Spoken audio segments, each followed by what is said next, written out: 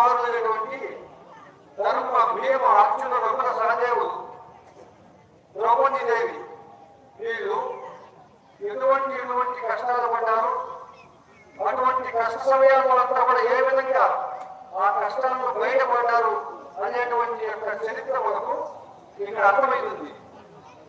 ఎన్ని కష్టములు వచ్చినా కానీ వాళ్ళు ఆ కృష్ణ పరమాత్మను మనసులో మరవకుండా, ఆయన మీద విశ్వాసాన్ని వీడకుండా, ఆ శ్రీకృష్ణ పరమాత్మయే దిక్కుని భావించి అన్ని కష్టముల నుంచి బయటపడి చివరకు శాశ్వతమైనటువంటి కీర్తిని పొంది సామ్రాజ్య వైభవాన్ని కూడా పొందగలిగినారు.